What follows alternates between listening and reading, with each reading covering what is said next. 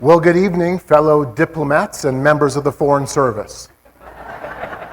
I realize it's kind of a cheesy way of opening, but as we get into this evening's last presentation, I think you'll understand why I said this. I think you're going to realize very well why I said this. So, Game of Gods, encounters in divine identity theft. Divine identity theft, the first encounter of this takes place in Genesis chapter 3, when we declare that we can be as God. And from then on, we have been living a divine identity theft. I'll give you a little bit about my background so you know who I am. Yes, I'm a local boy in terms of the prairies. I come from Manitoba. I was born and raised in the Gladstone area of Manitoba. My wife, Leanne, I'm not sure where she is. She's here somewhere in the corner. Thank you. Came along with. We have 2 adult children. And I've been researching global transformation since 1992 and full-time since 1997 when an author by the name of Gary Koss, some of you I know have read his book, had me come on and was his chief researcher for 4 years. And then for a time, from 2007 to 2015, I edited and produced a magazine called Forcing Change, which was all about trying to understand those forces of change.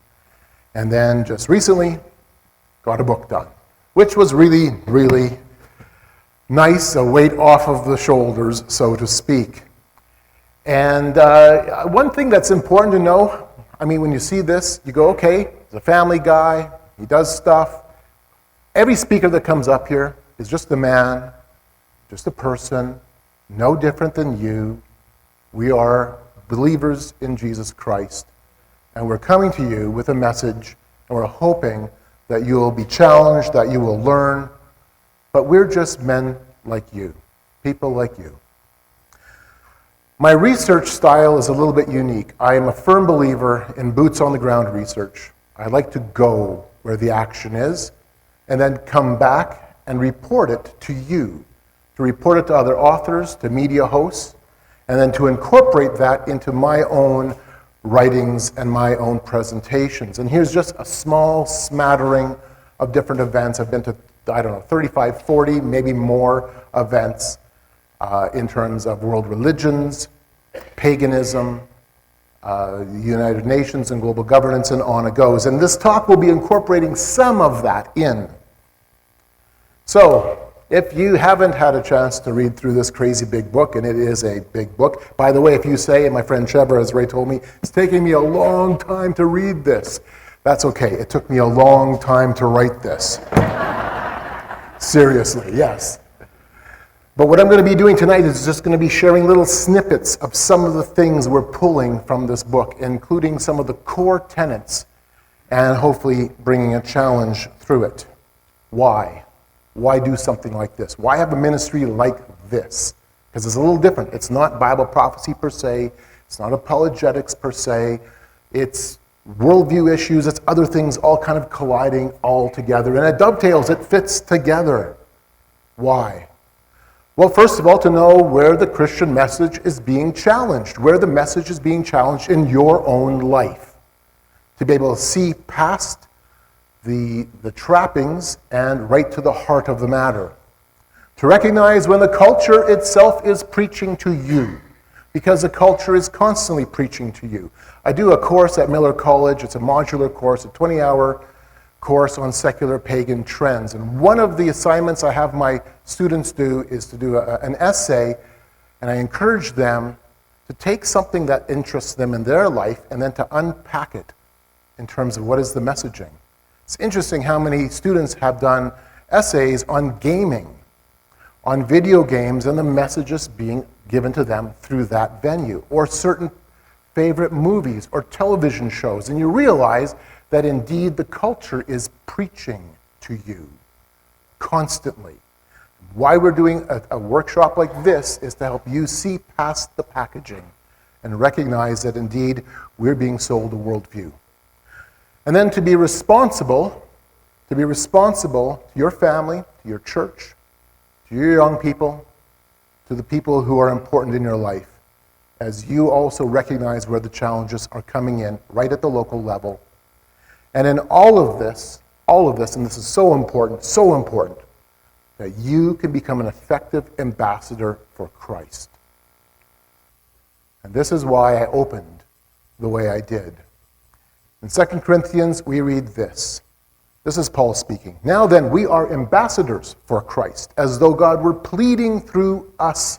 We implore you on Christ's behalf, be reconciled to God, for he made him who knew no sin to be sin for us, that we might become the righteousness of God in him. Okay, I love Paul's comparative language. He talks about being a farm laborer. I get that. I'm from a grain farm. I'm a farm boy. He talks about being a soldier for Christ. I've never been in the military, but I have friends who are in the military, and we can figure that out pretty quick, what that looks like. Paul talks about being an athlete, running a race. I can run fast when I'm scared, but I'm not very good in terms of an athlete. But we all understand what that looks like. Who here has been a part of the diplomatic community? Anybody here worked for an embassy? Or for the Department of Foreign Affairs? Yes? Okay. Very rare when I ask that question, does anybody put a hand up? So can you tell me what an ambassador does? Right? Can you unpack that? Allow me to give you some, just kind of a handle of what it looks like to be an ambassador. Many years ago, I attended a conference in Chicago where the U.S. ambassador to Saudi Arabia was giving us a breakdown of his new posting as a member of the diplomatic community. And I'm converting it into Christianese so we can grasp what he was talking about. The U.S. ambassador said that, first of all, he is the official and legal representative of his government. You, every person in this room who is a follower of Jesus Christ, is a legal and official representative of the King of Kings and Lord of Lords. I can't think of a higher calling than that. You are literally the legal representative. You are the official representative in a foreign land. Listen, whatever you're doing in your life, wherever you find yourself, you are a representative of the King. That's an incredible calling. Absolutely incredible. An ambassador knows the king's position and power. The ambassador knows and represents the king's interests and not his own. And indeed, you subserviate your interests to the king's interests. You change your interests to reflect his interests. That's what an ambassador does. Third, an ambassador takes the time to know the customs of the land he finds himself being positioned in. He needs to know the culture. He needs to understand the dynamics. He works through trying to understand its history. This is something the U.S. ambassador brought out very clear. And it's interesting. He made it also very obvious that although you study it, you are set apart from it. You are in it. You find yourself positioned in it, but you are not of it. That's a really interesting principle, isn't it? It's a biblical principle, but that's what an ambassador does. And in so doing, the ambassador is looking to do two primary things. First of all, to effectively communicate the king's message in that foreign land, regardless if it is friendly or hostile. That's not the issue. The issue is, are you communicating the king's message? That's the question. And then to recognize, and ambassadors do this, the diplomatic community does this, looks for the challenges to the king's message, and then the ambassador goes out to the diplomatic community and say, hey, listen everybody, this is where challenges are coming from the land I'm positioned in. Hold your ground. Be aware. In a sense, that's what I'm doing tonight with you. So, we need to know, first of all, what our king's position is. And then we're going to take a look at a series of examples of divine identity theft. I love Isaiah 40. It's been kind of my hallmark passage as I've been wrestling through really the fundamentals of how the world situation has changed. Isaiah chapter 40 reads this: "Who has measured the waters in the hollow of his hand," comparing God, "measured heaven with a span, and calculated the dust of the earth in a measure, weighed the mountains in scales and the hills in a balance? Who has directed the Spirit of the Lord, or as his counselor has taught him? With whom did he take counsel? Who instructed him and taught him in the path of justice? Who taught him knowledge and showed him the way of understanding? Behold, the nations are as a drop in a bucket, and are counted as the small dust on the scales. Look, he lifts up the isles as a very little thing, and Lebanon is not sufficient to burn, nor its beasts sufficient for a burnt offering. All nations before him are as nothing, and they are counted by him less than nothing and worthless. To who then will you liken God?" Wow. Let's unpack this a little bit. God is being compared to nature. I love the language. I used to do road construction. I used to do surveying work. I loved it because you could see the big picture all unfold. That's the same kind of language. He measures it in the hollow of his hands. He sees it all. Can you compare this God to nature? No. Utterly incomparable. He is outside of nature. He is outside of creation. Can you compare him to human wisdom? Did he call you this morning and ask, "What do you think I should do today?" Has he said, "Hey, put a council together, maybe a group, maybe your collective human wisdom, you can tell me what I need to do"? No. He is far beyond our wisdom. He is far beyond the collective human wisdom of all of humanity. To the nations, are as a drop in the bucket. The symbolism is important because this pulls out of that ancient context.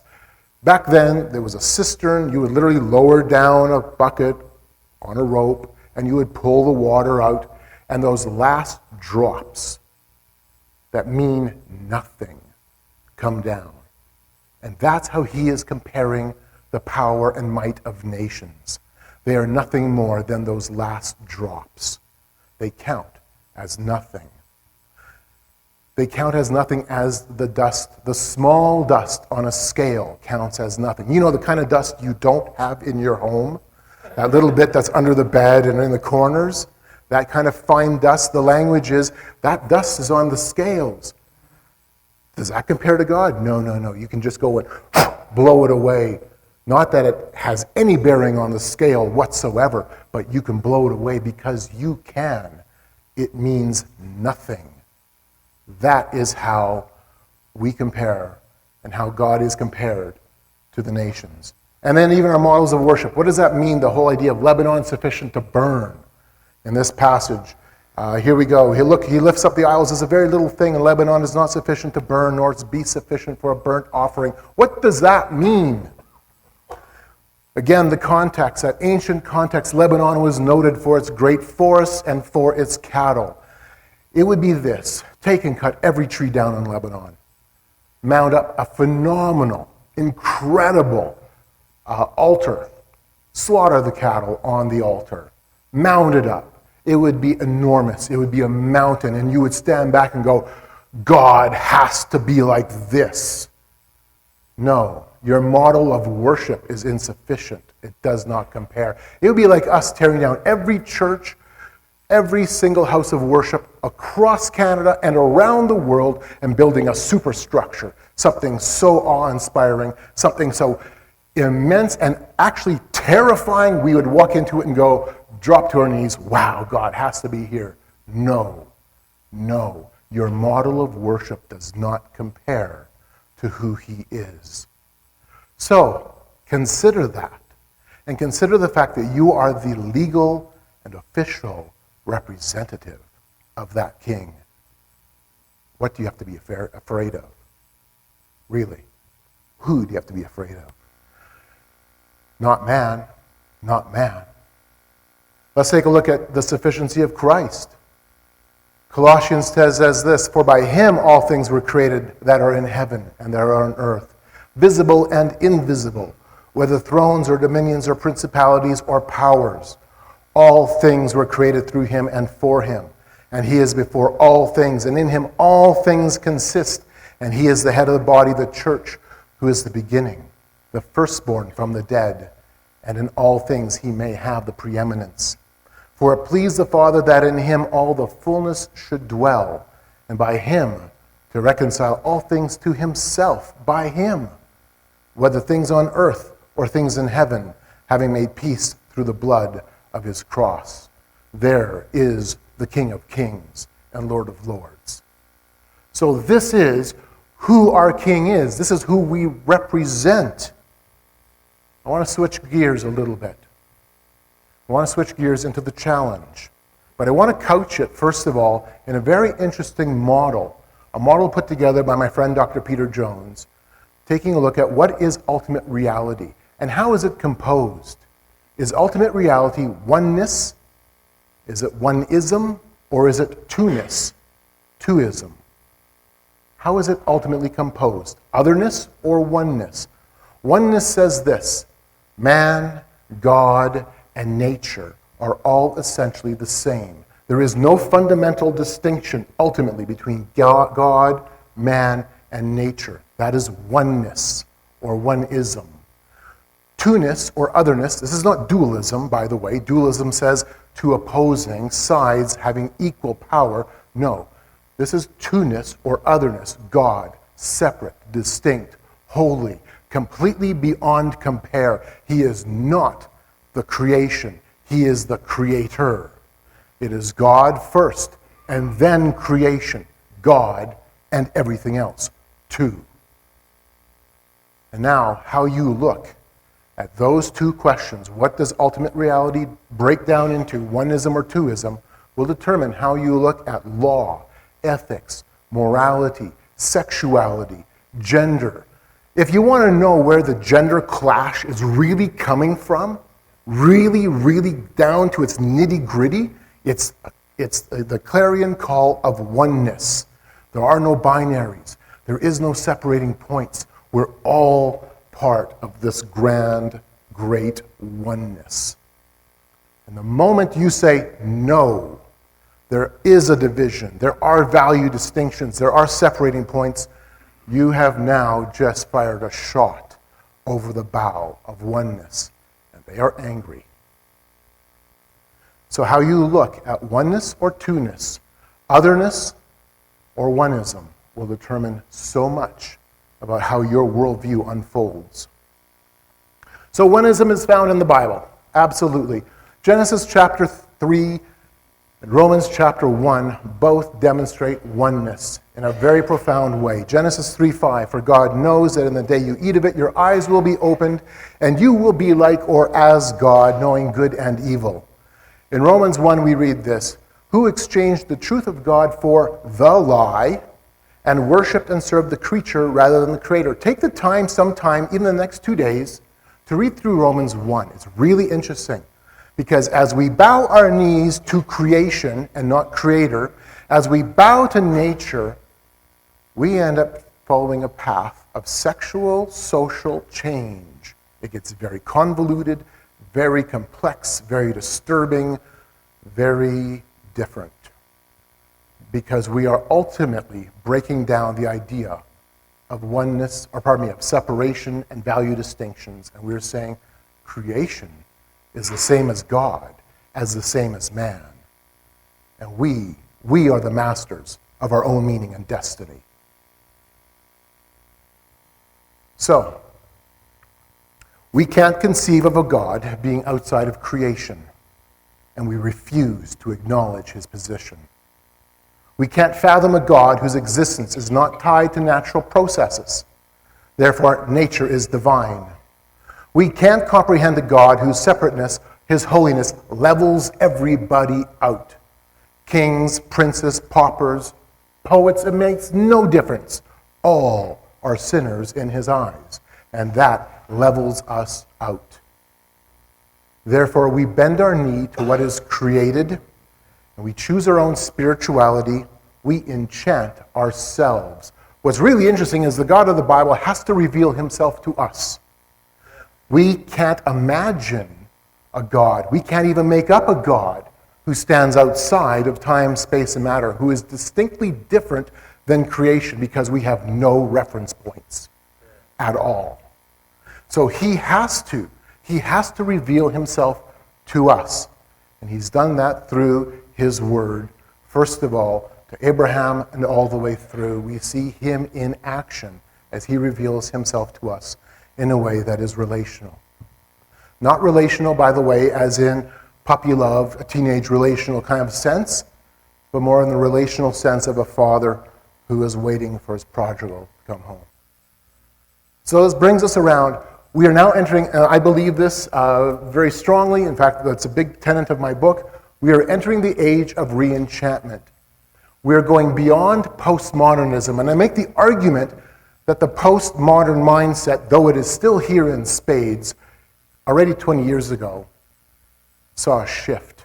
And we are now embracing what I call re-enchantment, and I'm not the only one calling it this. What is re-enchantment? It is the age of oneness, where we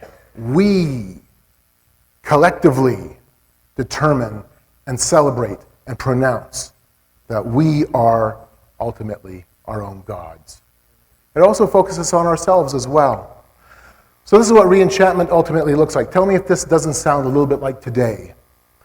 We begin by creating some new mythos, some new identity frameworks, a new truth claim that becomes wrapped up in a grand vision or story. It's a planetary interconnection. We're all one. We have a new myth. We have a new reality that we're looking to connect with.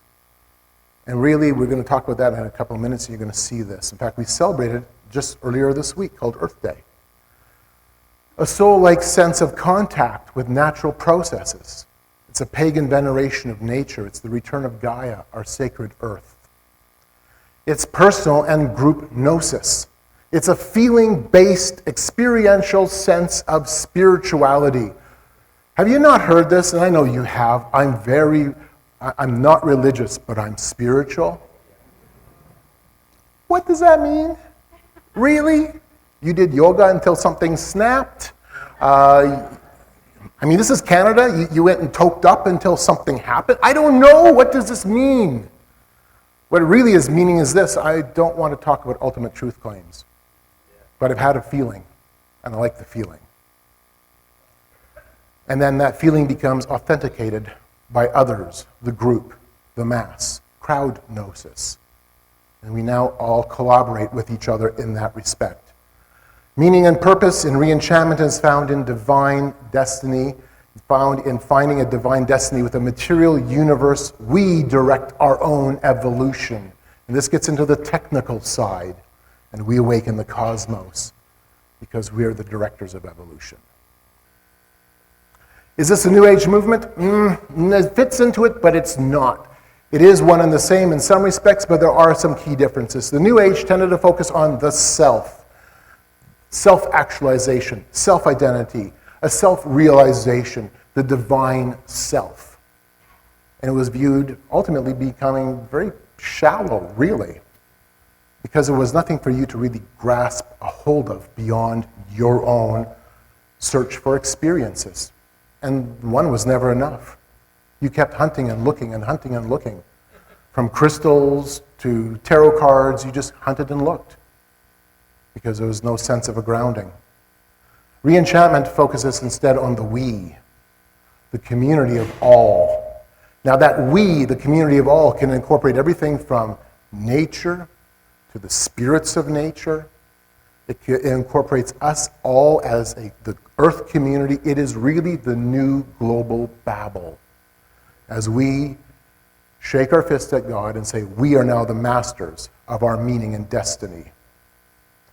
It is, in that sense, a new type of spirituality. And we sense this and feel this in our oneness. An interesting survey was done in the year 2000 to try to gauge where the Western world was, particularly the United States. 1,600 households were surveyed, and in this survey, 43% agreed with this statement: God is something separate from me. Now, that's actually a biblical statement. That's correct. God is separate from nature and me. The fact that 43%, which sounds actually really good, agreed with that statement seems kind of hopeful, but then hold on, that still means the majority disagreed with that statement. Okay. And then ask this statement, or to respond to this statement, Earth is a kind of living organism and as a whole is fundamentally alive. 81% agreed. Underneath it all, we are connected as one. 85% agreed. So I'm going to give you a few just little snippets of what oneness looks like, and we're going to unpack this a little bit more. The United Nations International Day of Yoga, which is coming around at the end of June 21st. The statement was given by PM Modi, Prime Minister Modi of India, speaking to the United Nations General Assembly when he was introducing the idea of the International Day of Yoga. And by the way, in the men's room, I don't know about the ladies' room because I didn't go in it, but in the men's room there's a poster for yoga. Come and do yoga here. So hey, it's everywhere, right? Very spiritual. Very spiritual. Religious? Yes, it is. Yoga is an invaluable gift of India's ancient tradition. It embodies unity of mind and body, thought and action, restraint and fulfillment, harmony between man and nature, a holistic approach to health and well-being. Yoga is not about exercise. Not about exercise, but to discover the sense of oneness with yourself, the world, and nature. Years ago, and I documented in the book, I spent some time at the Krishna Temple, the Lotus Temple in Utah. Everybody thinks about Utah in terms of Mormonism. Yes, Mormonism is the heartbeat of Utah. But if you go roughly 100 miles south of Salt Lake City, is one of the largest Krishna temples in the U.S. And so I went down there and spent time with the guru. I wanted to know, why is this here? It's in Spanish Fork, Utah, which is predominantly a Mormon county. And so in the course of our afternoon talk, he made it very, very clear that we Hindus, we are evangelizing the West. And we do it through yoga and the Holy Festival of Colors. And that we are not, in our Western world, we are not becoming Hindus in that we are converting to their faith. No, we're not converting to their faith, but we are embracing their spirit, and we are becoming Hindus in spirit. We are becoming Eastern in spirit, as we also adopt the practices of oneness. PM Modi is absolutely right. He knows it. He knows it better than anybody in this room. He knows it. It's about oneness. So what does oneness look like? Well, in Eastern religions, reality is one. We're all returning to the one. That's yoga. That is the Eastern worldview. It's the same with classical neo-paganism. Neo-paganism, or the classical versions, nature is the embodiment of divinity. Humanity and nature are one. You can commune with the nature spirits. In the occult, it is through ritual. Mankind acts upon the all. You are now manipulating the cosmic forces of oneness. Cosmic humanism, New Age movement. It's our collective humanity. We're evolving as agencies and agents of divinity. And even secular humanism, atheism, ultimately says there is nothing higher than man. Man is the measure of all things. Therefore, man, by definition, is divine. Something to think about. So this is the heart of Mormonism. I appreciated, Don, what you were saying earlier about Mormonism, especially the Follett Discourse. Thank you. Joseph Smith in the Follett Discourse says this: God himself was once as we are now, and is an exalted man, and sits enthroned in yonder heavens. Here, then, is eternal life, to know the only wise and true God, and you have to learn how to be gods yourselves, and to be kings and priests to God, the same as all gods have done before you, namely by going from one small degree to another. That is oneness. You can square that off with the square and compass. That is oneness. You have just made a divine claim. You have engaged in divine identity theft. It's the heart of Masonry. I'm going to give you 3 quick quotes, all of them from Masonic authorities. First, Joseph Newton, and then J.D. Buck. Here lies the great secret of Masonry, that it makes a man aware of that divinity within him. J.D. Buck says it this way. J.D. Buck was a very respected Masonic scholar and theosophist. It is far more important that men should strive to become Christ than that they should believe that Jesus was Christ. Jesus is no less divine because all men may reach the same divine perfection. And then Buck says this, every soul must work out its own salvation and take the kingdom of heaven by force. Salvation by faith and the vicarious atonement were not taught, as now interpreted by Jesus. Humanity in toto, we. Humanity in toto, then, is the only personal God. I'm sorry. No, it's not. No, we're not. It reminds me, well, I'm going to give you a couple more quick quotes before I rabbit trail. This is also the same message that you get with channeled UFO messages, with channeled extraterrestrial messages. I find it interesting how, and I've got a large collection of channeled literature in my library, and as you read it, what's fascinating is, why did you come supposedly billions of light years away to teach me Shirley MacLaine, saving the environment, Al Gore, and David Suzuki? Why did you do this? I mean, really? If you go through their channel messages, it's basically the New Age. It's green spirituality and Karl Marx. I think I know where you come from. And it's not, light years away. At least not in the physical sense. So consider this channeled message. The second coming is imminent, and you may as well get ready. This is a particularly good idea because you're it. You are the second coming. Become your own Messiah. Why wait? Really? It reminds me, and this is where my rabbit trail goes, years and years ago, back in 1999, I went to a couple of lectures given by the Dalai Lama of Tibet. And he was describing to us how he had already seen centuries and millenniums come and go, which is really a divine, a statement of divinity. And then he was also telling us in the group that he had a skin problem, and he does, and he has thick eyeglasses because he has poor eyesight. And he was surrounded by U.S. Secret Service. And I thought to myself, buddy, if I bought you at the God store, I would return you as defective. I'm sorry, you just don't quite match who God is. Become my own Messiah? Are you kidding me? I don't want to get out of bed in the morning. I feel like garbage a lot of times. I do garbage a lot of times. Become my own Messiah? Seriously? No. Good luck with that one. I'll give you one more quick example, two more, from the extraterrestrials, our space brothers. This is from Solera. These are pictures from Solera's 1992 ritual when they tried to reawaken the angelic beings. And the group still exists, by the way. We are called to unite together in a group initiation as one, binding the family of humanity into a collective whole. Our primary identification with ourselves shall be with the one which we truly are, you, me, and everyone else combined. That's oneness. It's interesting. John Mack was a noted researcher in the UFO community. He's passed away now.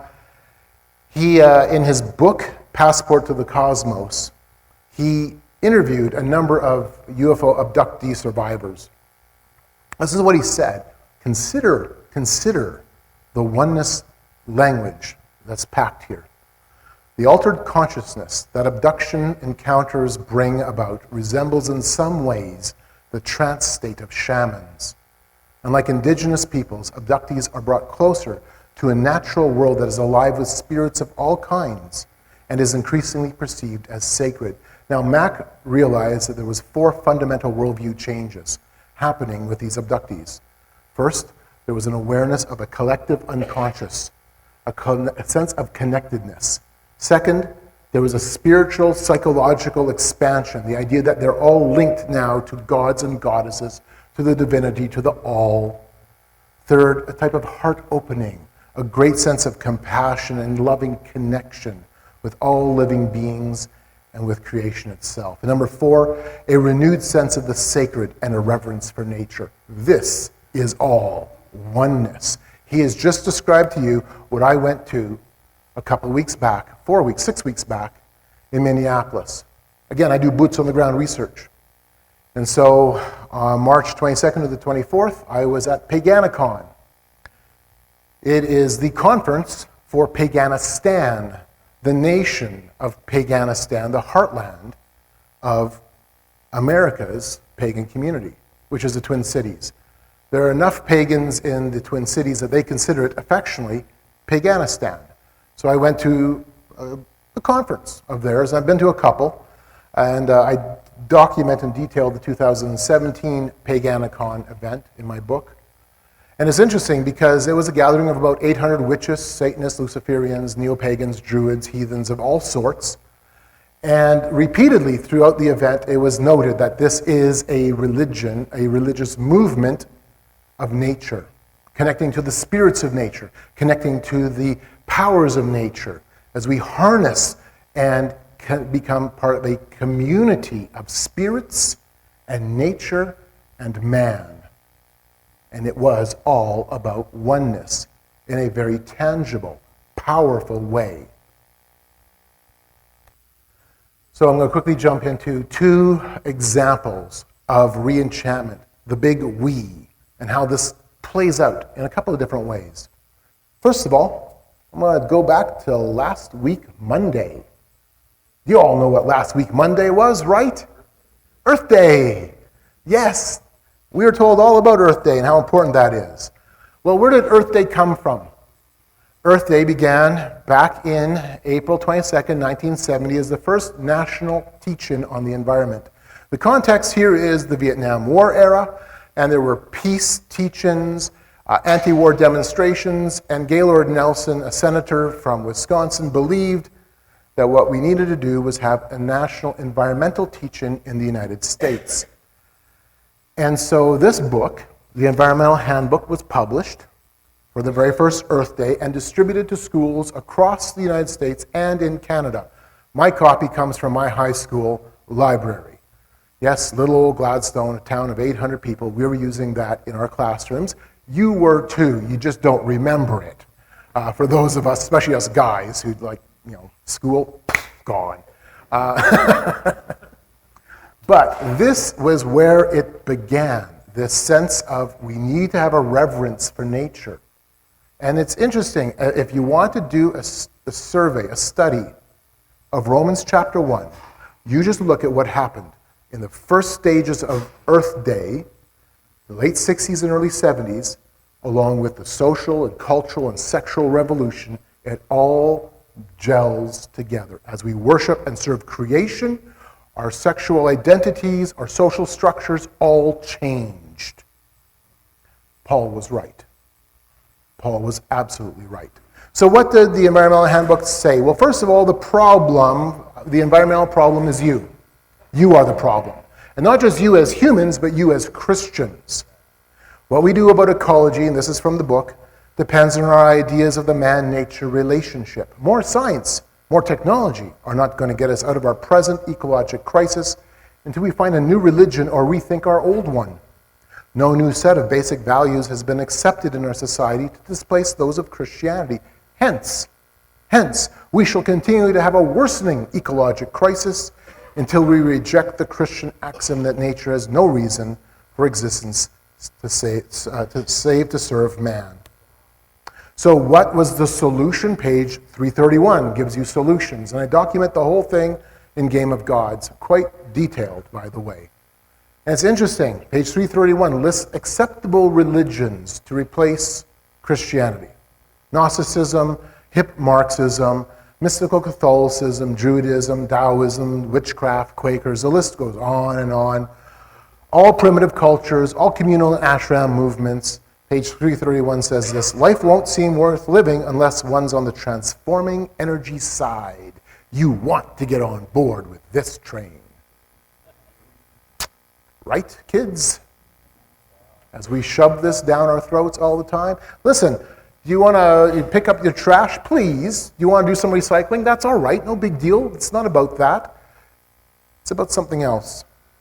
Totally about something else. The Environmental Handbook said this: The other problem goes back to Genesis, the idea of families. Freedom to breed is intolerable, so it's said on page 41. No technical solution can rescue us from the misery of overpopulation. Freedom to breed will bring ruin to all. This is 1970. I think there was 5 billion people at the time. Keep in mind, too, who the audience is, school children. Approximately 20 million Americans participated in that first event. This sunk re-enchantment deep into our heart and soul. It is sinful for anybody to have more than 2 children. It has long since become glaringly evident that unless Earth's cancerous growth of population can be halted, all other problems, poverty, war, racial strife, uninhabitable cities, and all the rest are beyond solution. Wow, kind of sounds like you might read on, or hear on CBC regarding climate change, right? We've heard this before. So what are the solutions? The Environmental Handbook gave solutions: legalizing abortions, voluntary sterilizations, removing restrictions on birth control information, make sure that this goes all the way down to the minors, make sex education available. Here's another one: explore other social structures and marriage forms such as group marriage, polyandrous marriage, share the pleasure of raising children widely. We must hope that no one woman would give birth to more than 1 child. You might be going, what in the world is that? What is a polyandrous marriage? What are group marriages? Well, I'll tell you. When I attended a few pretty important events, Burning Man being one, and we've got a couple of friends here who've attended with me to a regional Burning Man event, and I'll talk about that tomorrow.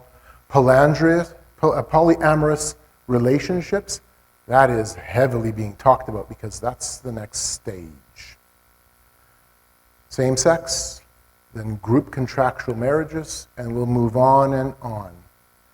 There's some very, very interesting things developing. James Coburn understood what Earth Day was all about. The actor James Coburn, remember him? He's passed away, but this is an interview he gave with Carol Matriciana, a Christian researcher, in 1990. Mother Earth is our mother. She's the mother goddess. She's the one that we should be praising rather than raping. I mean, all these people here today are here for one reason: because they're concerned about what's happening to the earth, what mankind is doing to the earth. What we have to do is be true to ourselves. If we're true to ourselves, we'll be true to Mother Earth. Mother Earth's going to be bountiful. She's going to give us everything we need. She has for a long time.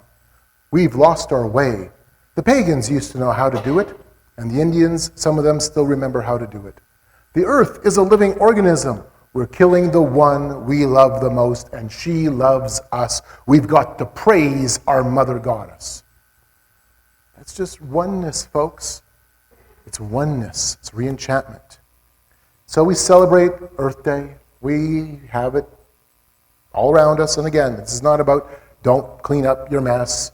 It's not about don't doing stuff. This is about understanding the worldview behind what we're doing. In fact, if we want to have a theology of nature, we need to look at who the Creator is. Then we can figure the rest out. Praise the Lord from the earth, you great sea creatures, and all the depths, fire and hail, snow and clouds, stormy winds, fulfilling his word, mountains and all hills, fruitful trees and all cedars, beasts and all cattle, creeping things and flying fowl, kings of the earth and all peoples, princes and all judges of the earth, both young men and maidens, old men and children. Let them praise the name of the Lord, for his name alone is exalted. His glory is above the earth and heaven. If we want to have a theology of how we deal with the environment, let's look first of all to the one who created the environment and recognize that praise goes to him, and honor goes to him, and loyalty goes to him, not bowing our knee to creation. I'm running out of time quickly, though Larry did say I had 3 hours this evening. I want to quickly shift gears and demonstrate how this sense of oneness comes through even on the technology and scientific side, and that's on transhumanism. What is transhumanism? Well, first of all, it's the idea that through our science and technology, we can take hold of evolution and we can reshape man in our own image. Here's an example from an Esalen workshop back in 1995, as already back then they were discussing what does a sense of re-enchantment with machines look like? Is information immortal? What unexplored realms of spirit will we encounter? That's an interesting question. What unexplored realms of spirit will we encounter with amazing new forms of computer and electronic hypermedia? New myths will be needed. New mysteries will be encountered. How can ancient models of mind, such as shamanism, Hindu, or voodoo, help us comprehend silicone-based consciousness? Why are neuroenhancers crucial tools for so many computer innovators? Can humans share an erotic relationship with a machine being? Are Earth spirits at play in fields of photons and electronic spin? A neo-psychedelic subculture is co-evolving with new technologies to reveal glimpses of exotic futures. Oh, indeed. Oh, indeed. Mark Peace, one of the pioneers in virtual reality, said this in his documentary, Becoming Transhuman. Once the genome was Once the genome was transcribed, once we knew what had made us human, we had in that moment passed into the transhuman. Knowing our codes, we can recreate them in our so-called synthetic rows of ones and zeros, artificial life. And now we have discovered the multiverse where nothing is true and everything is permissible. And now we will reach into the improbable, resequence ourselves into a new being, debugging the natural state, translating ourselves into supernatural, incorruptible, eternal. There is no God but man. Genesis chapter 3. Read Genesis chapter 3. This is divine identity theft through the works of our hands. So very quickly, I'll take you to a couple of events. In 2013, I had the opportunity to go to the Global Futures 2045 International Congress in New York City, where we had roughly 800 of the world's leading experts in technology, scientific development, psychology, philosophy, all coming together to take a look at what it means to be transhuman, what it means to evolve through our science and technology beyond the human state. It was about directing our own evolutionary steps. Ray Kurzweil, the director of engineering from Google, is a rock star in the movement. He was there. Peter Diamandis of the X Games was there. The list goes on of techno-innovators. And we were shown incredible technologies, amazing advances, some phenomenal discussions of where technology was going, from brain-computer interfacing, which is already an old technology, but we are now just moving it forward into the masses, to advanced robotics. In this picture, we have Dr. Ishuguru and his Geminoid double, his robotic double. And it was amazing. From you and me away, you would not be able to tell that this wasn't a human being, very advanced. By the way, only a few months ago in January, Dr. Ishuguru unveiled a Buddhist deity robot, which is now being housed in a Japanese temple. And I've got a picture of the Japanese monks all standing around venerating the Buddhist techno deity. Really interesting stuff. So we saw some pretty far out stuff. And if you all might be thinking, well, this is crazy stuff, it doesn't happen. How many of you have smartphones in your pocket? Yeah, you're all connected. Don't kid yourself, folks. And it was all very spiritual. We closed at the end of this event with a interfaith panel. And I'll be talking a lot on interfaithism in my first talk. These are some of the comments that came out of the interfaith panel. We're forming a race of God-men. We're developing a God-like civilization. One of the luminaries said this: "You are the light. You are the truth. You are the beginning. You are the end. I'm sorry, you are a plagiarizer. I know who said these words that you just strung together. You plagiarized this and engaged in divine identity theft in the process." Jaron Lanier, one of the pioneers of virtual reality, offers this warning, and it's a warning. I appreciate Jaron Lanier's perspective. He's a brilliant man who has been deeply involved, and he sees dangers. But if you want to make the transition from the old religion, where you hope God will give you an afterlife, to the new religion, where you hope to become immortal by getting uploaded into a computer, then you have to believe that information is real and alive. So for you, it will be important to redesign human institutions like art, the economy, and the law to reinforce the perception that information is alive. You demand that the rest of us live in your narrow conception of a state religion. You need us to deify information to reinforce your faith. Wow. Wow. So let me take you to the Mormon Transhumanist Association. Oh, by the way, this weekend, before I forgot my little notes, I wrote to myself. In Edmonton, Singularity University, this weekend, like right now, is having a major conference on artificial intelligence, taking you down the road of the transhuman in Edmonton today, right now. Did I say right now? Yeah. This is not far off in the future. This is not science fiction. This is now. And so let me take you really quickly, I know we're running out of time, to the Mormon Transhumanist Association's conference in 2013. The Mormon Transhumanist Association, by the way, I've got friends in the Mormon Transhumanist Association. I've rubbed shoulders a lot, as you'll see in a few minutes, is the largest religious organization promoting transhumanism. This is what my friend Lincoln Cannon, who is the founder of the Mormon Transhumanist Association, said in 2013. Listen carefully to the God talk.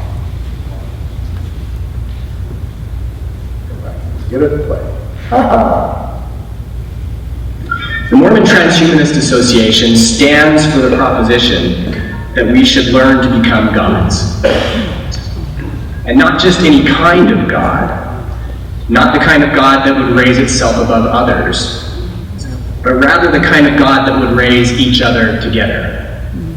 We should learn to become Christs, saviors for each other, consolers and healers, as exemplified and invited by Jesus.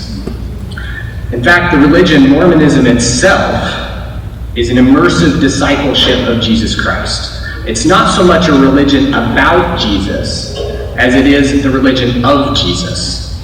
With Jesus, we would trust in, change toward, and fully immerse both our bodies and our minds in the role of Christ. And we would also endure in that role, working to reconcile ourselves, our relations, our world, and even do that through suffering and death if need be, anticipating the day of transfiguration and resurrection to immortality and eternal life in a fullness that this afternoon our keynote speaker Richard Bushman will be speaking more about. So while we may not be Christian by creed, we're plainly Christian by gospel. And I hope that Teichrib will say a few things about that later on. Carl will be talking about giving a Christian criticism of religious transhumanism. I'm looking forward to that. Mormonism is also a school for prophets. The name of the religion itself reminds us of a book that would extend the Bible. And the way it would extend the Bible is in part by claiming that yet other books would also extend the Bible. And in turn, that book reminds us of a man. And that man would speak and act for God in part by saying everyone should speak and act for God. The Book of Mormon and Joseph Smith are not fortune tellers, but rather forth tellers. They would express a sublime aesthetic, a Holy Spirit, provoking us to speak and act so as to fulfill their prophecies, in part by learning to become prophets ourselves. For some, prophecy is not a living proposition, let alone religion or God. They wonder if perhaps we've not heard that God is dead. And they're right to wonder. Following their gods, traditional religions do seem to be dying, particularly in technologically advanced and prosperous places. And observing this, many have embraced the secularization hypothesis that religion itself is dying. However, that hypothesis is showing its age, and it's now embraced more by anti-religious voices in popular culture than by experts. among whom another hypothesis is coming of age. If God is merely a supernatural superlative, he very well may be dead. But positing such as God misses the function of God. God always has been and is at least a post-human projection, an extension and negation. God is post-human extension. Now, interesting, I know some of you might be going, wow. I think I've heard from people directly. One of the things when I go to events, let me tell you, there's an empathy that develops, friendships develop. These are people. When you can lose my friend, these are people. Our worldviews are in collision, absolutely, but he has respect for me and I respect him. And at the same time, we recognize that indeed what we are seeing here is just another example, really, of Genesis chapter 3. So what did I say to the Mormon transhumanist group? What could you say? I was given a 15-minute period to speak. That was just accepted. That's what we all had. And so the bottom line is this. I went to the cross. Jesus on the cross in Luke 23. And in that passage, we know that there's a thief on either side. One is chastising Christ, and the other thief is saying, hold on, listen, don't you fear God? This man, speaking of Jesus, is an innocent man.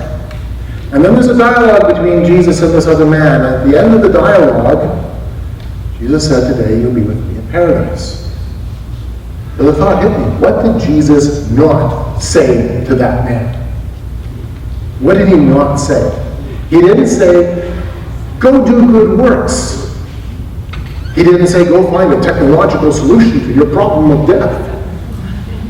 He didn't say, go join the priesthood, go do rites and obligations and rituals.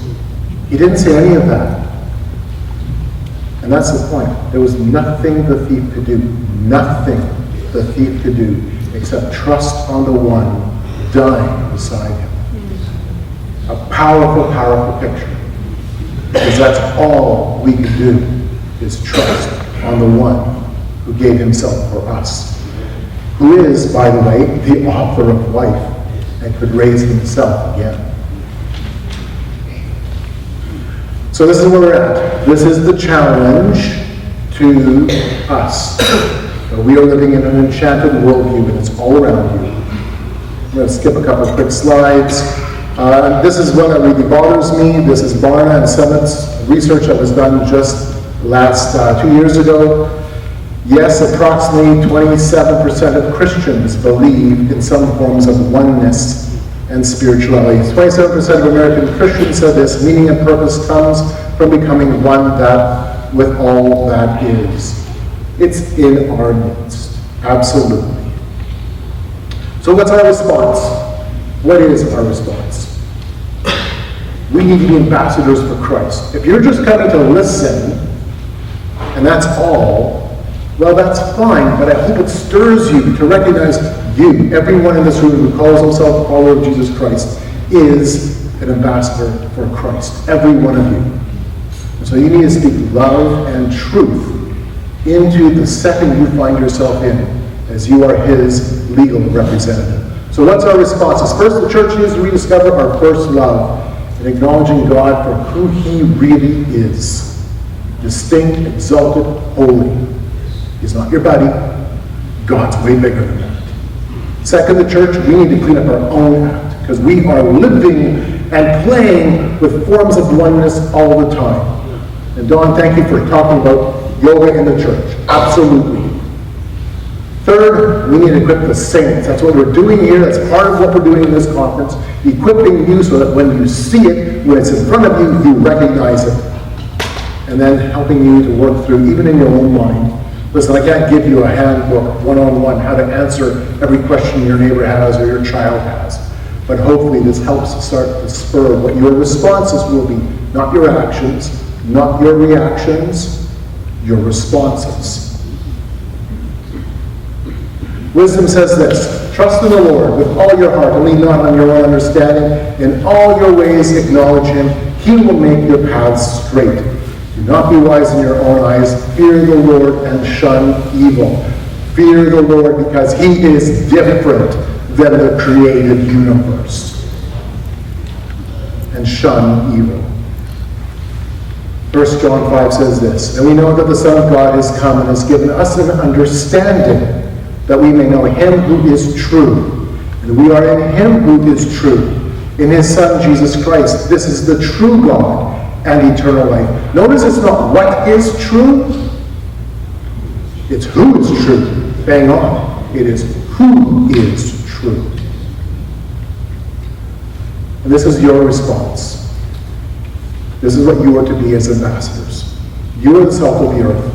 But if the salt loses its flavor, how shall it be seasoned?